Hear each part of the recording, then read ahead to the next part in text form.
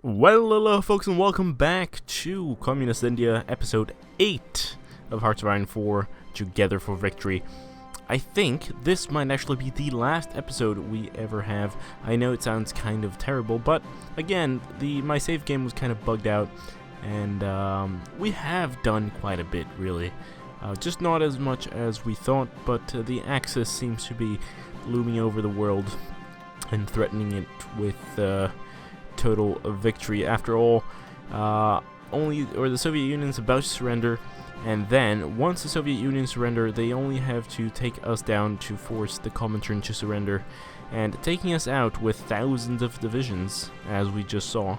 Actually, I mean, they probably have, yeah, they probably have thousands of divisions, or at least 1,000 divisions. They will destroy us. Like, it's just a matter of time, and I'm not even talking years. It's a matter of weeks.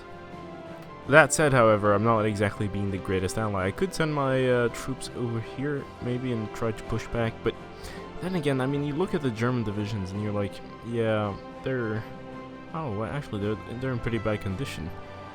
But anyway, I don't know if I really want to keep fighting, because I don't want to get my troops stuck. This is a problem that the game seems to have, and really annoys me. If the Soviet Union were to surrender and my troops were here, the provinces that my troops are in are technically mine, but everything connecting, like in between, suddenly becomes German, and that is really, really bad for me. But you know, we are trying down here in Southeast Asia. Maybe we will take out or liberate China. And also, even though, yes, we are approaching 1948 and there's this looming disaster upon us, the game's also really laggy, so I'd rather not continue this save. I know it's quite disappointing, but, you know, we'll have to play Fascist India or something in the near future to compensate for our defeat over here.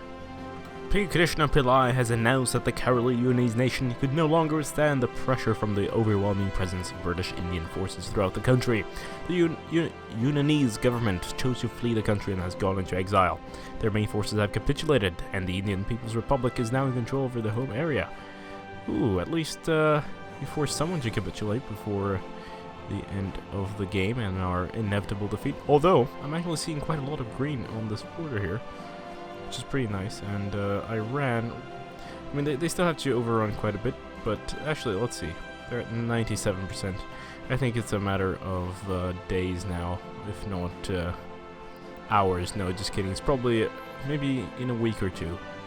Actually, I'm pretty hopeful about this territory holding on for a while, just because, you know, if you've watched my Tabaristan Europe and Universalis campaign, you'll know just how hard it was to fight in this northern region here. I mean, oh, the regrets.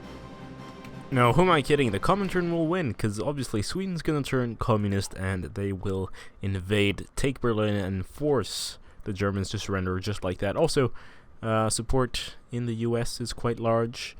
And what about Portugal? Portugal almost there. We also have British Malaya. That doesn't really maybe matter as much, but you know, everything counts. And India proper there, or we are India proper, but the colonial nation also has quite a lot of support. Look at that, all the Indian sharks, as they'll, I don't know why I kind of screamed that, but yes, I call them the Indian sharks, because look at that, it's just infested. We actually have 72 submarines, I think, in the fleet. Is that true? 73, wow. It's gonna happen any day now, just look at that, 99%.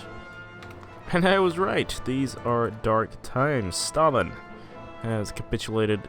This is all German and also a little bit Japanese. All those divisions are now gone and ready to fight me instead. So I'm pretty much screwed from now on. Although this front is now open for occupation. Afghanistan has nothing, Iran has nothing, so we are just gonna try to rush it. RIP Soviet resources. It's all gone now. We're gonna have to find a new partner, maybe the United States.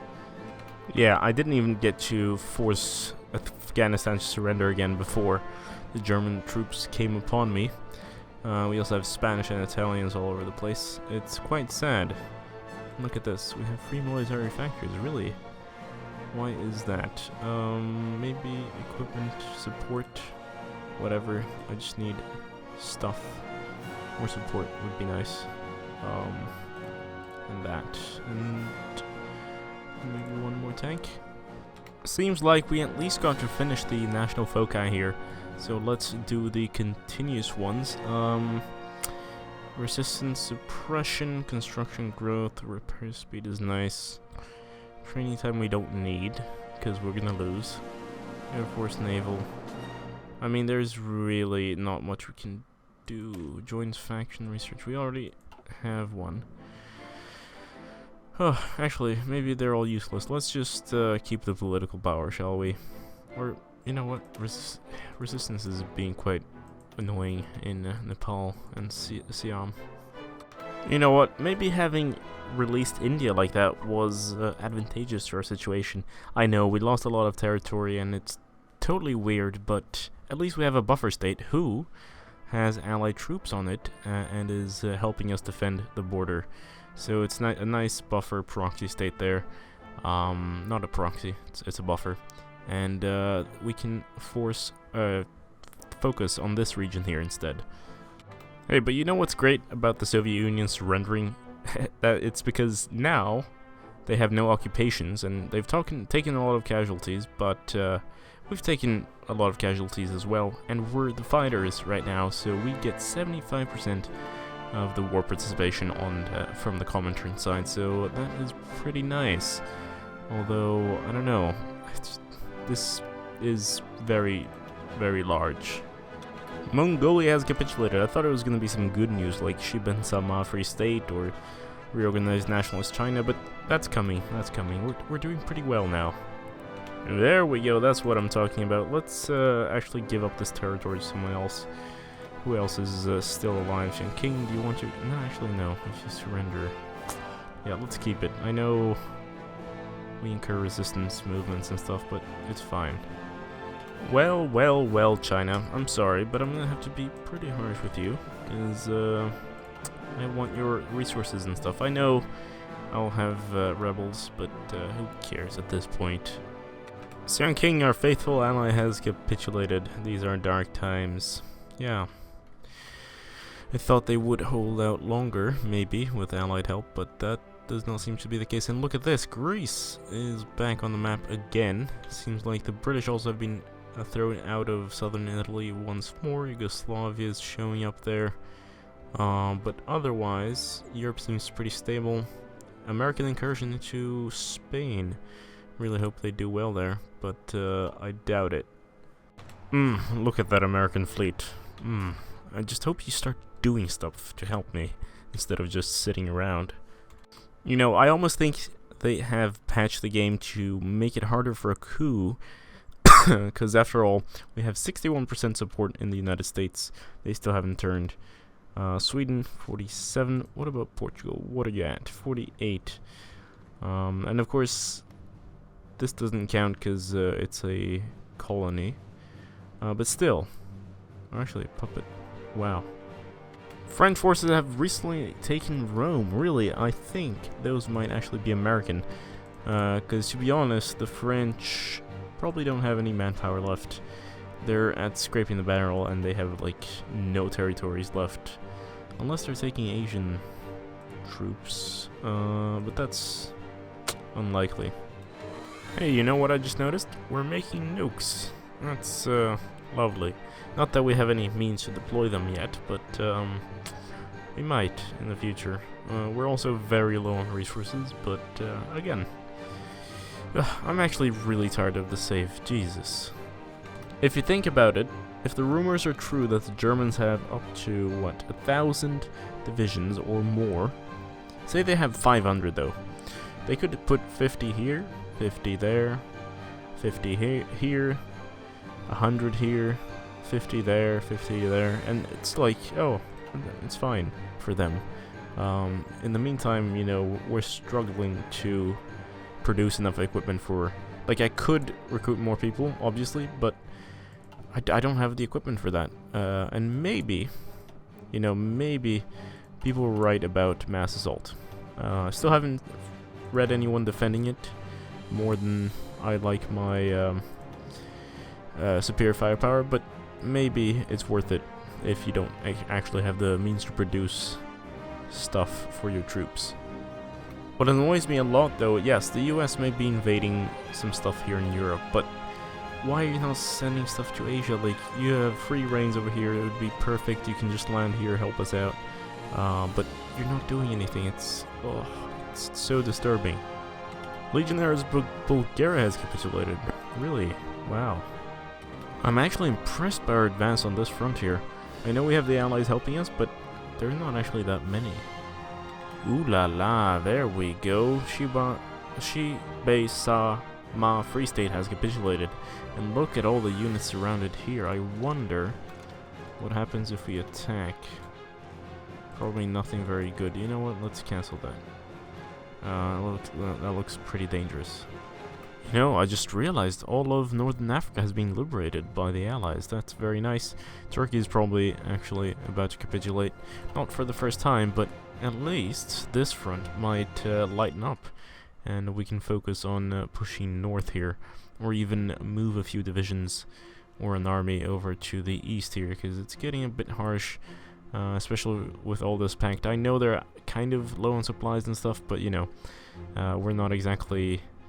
We don't have enough units to counter them, even though having more units here might actually bring us under the supply, or over the supply limit, but we'll see. You know what, Soviet Union, I know I don't like you, Stalin, but I'm gonna give you some provinces, because you might need it, and you might do better controlling them than me. Honestly, if we get to 1948, or mid-1948, and nothing major has happened, the US hasn't turned communist and started invading Germany, I mean, it's just, I feel like this game is gonna go on for too long, and right now, I'm playing about one day every, what, let's see, let's check it out. That's about the speed. It's a little bit slower when I'm recording, but yeah, it's very slow. Now imagine sitting through 365 days of this. It's bad. 2 hours gets me not even a year. I actually think it's quite incredible that we're holding out here. I mean, it's pretty insane if you think about it. Just look at the amount of divisions. Of course, the AI is being retarded. Sorry for saying that, but I mean, they are. They're putting a huge amount of troops in a very, very precarious place with very low supplies. So of course they're damaging themselves. Oh wow, I've never gotten this event before. Australia assumes responsibility for colonial holdings in Southeast Asia. The colonial territories of Singapore and Borneo have been transferred to Australia with the goal of being the Commonwealth's first and best line of defense in the Pacific. Australia assumes full responsibility for military and administrative preparations in case of fighting in the region. Ambitions of Japan. Australia will no longer be entirely reliant on the efforts of its former colonial overlord to protect her shores from invasion. An interesting strategy, but okay, wait. But it's still British, not Australian. Oh, seems like Europe is being ravaged once more. I might be wrong about this. It's every time they do this, I'm like super hopeful, but then it all comes crashing down. So this time, I'm just gonna say, yeah, they're screwed. Behold, I've started producing strategic bombers. We don't have many resources, so everything's going very slow, but at least we'll have one or two in a month, and we might be able to use them to, well, deliver a fatal blow. Oh my god, it actually happened. Italy has capitulated. Occupied mostly by France and Yugoslavia. I like the Yugoslavian border there. See, I wish our Yugoslavian campaign also had gone a lot better. It seems like the game's always bugged somehow, and I always fail to do what I want to achieve, but like, Yugoslavia would look really nice as like a Mediterranean Roman Empire, right?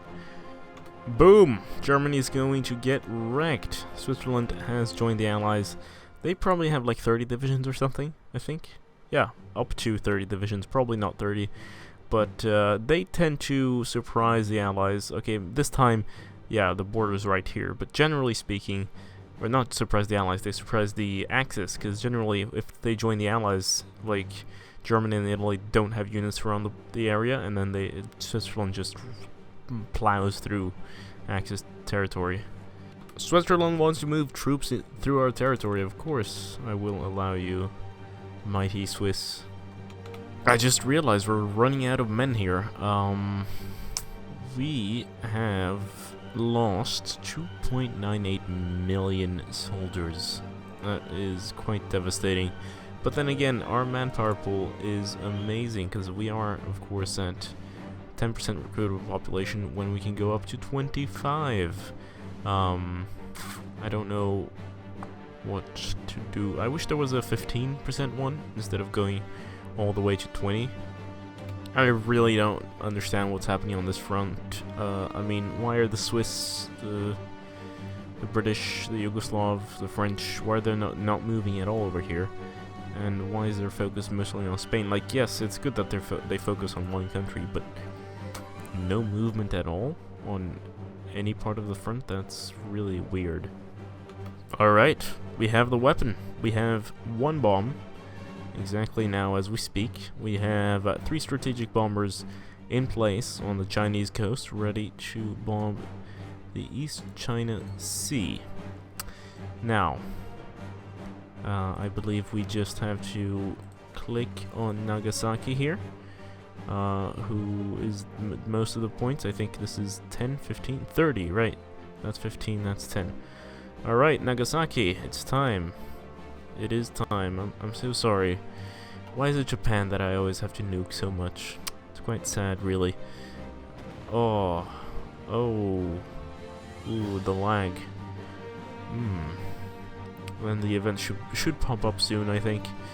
But in any case, I mean, we probably just pushed down Japan there towards capitulation by quite a bit, and we're gonna keep repeating that until they surrender or we get close. Alright, it's time to change the conscription. All adults serve, all women too, everyone. Just get on in there. We need to sacrifice you for the survival of the People's Republic. I think this is it. We're gonna make connection with the British forces on this side here. There might be some troops here. We're doing pretty well over here as well. And I've just recruited some more men and put on the green front, or rather the Blorgs, as I call them. And yeah, things are looking pretty good. Ah, damn! Switzerland has capitulated, and I who was putting so much hope on them. Oh my god, I didn't get the event. There is no event. Or sometimes there is, but not this time. Look at this. Seems like our efforts have finally succeeded. The United States has turned into the Communist Party, or has Mr. Earl Browder is now the leader, is what I mean to say. And they are now doing the Black Chamber operation, which civil war in Brazil and Bolivia. That's stupid because you don't have enough support there, but you know, whatever. This is quite nice. This is good, you know. So even if we lose here, we'll just be able to say, well, the United States or the Communist States of America will take on our Trotskyite legacy. Leftist Bolivia has declared war on Bolivia. The Brazilian Socialist Republic has declared war on Brazil. The problem is, again, they had no real support to begin with, which means they start off with basically 0 troops. But you know, we'll just hope for the best. Let's see, 3 divisions, really 3? Oh, okay, all right. And hopefully you'll have American support. So let's actually we can't. They don't seem to like us very much. Let's just watch this out instead. American-sponsored coups? A once-in-a-lifetime event. Ooh. That's not what I wanted. I was like, yes, this front is finally going very smoothly. We can move troops around. Apparently not, because they're not so happy about our advances. But I wonder, in Europe, things are looking a little bit better. Vichy France has capitulated. Great news, actually. Yeah, it is. Let's see the current wars. German-Polish war seems like the Allies have 44% in favor. Wait, what? Why is their bar? Yeah, whatever. Aggressors. we aggressed. So it's actually... Oh, wait. Yeah. Wow. We are the aggressors, and it's actually going our way. Because I've always been looking at this bar and going like, ah, shit, you know, they're winning. But apparently, we're doing pretty well. The civil wars are doing okay. I don't think any of them are gonna win, but you know, whatever. We'll see. It's time to drop another nuke. I think this might be the nuke that ends this particular episode. I know it's been a short episode, but you know what? I am going to continue this series, and at least I've delivered something. I know I haven't been doing many videos lately, but alas, this will change soon, I hope. Anyway, let's bomb Nagasaki again, I think. Because, well, we can. So, yes, let's go. And of course, I stopped recording there for some reason, but yes. Boom, again. Let's see if this has affected Japan at all. Maybe, maybe not. The problem is, I don't think... Can I keep nuking the same spot? I know it worked in Tokyo, but maybe they've patched that. Because, well, the last time I did that, must have been with Sweden, which was in June. So it's been a very long time since I've successfully nuked a country to death. But yes, as I said, thank you so much for watching. We are going to end this episode. Look at that, Europe is being liberated. I think it's all thanks to our influence in the United States, because now they're actually in the war. They're fighting fascism for real. They're not just a bourgeois state who's ready to accept anything. We are, I think things are looking good now, finally, which is pretty great. Anyway, thank you so much for watching. This has been GameGabster. Farewell. Subscribe, like, bye-bye.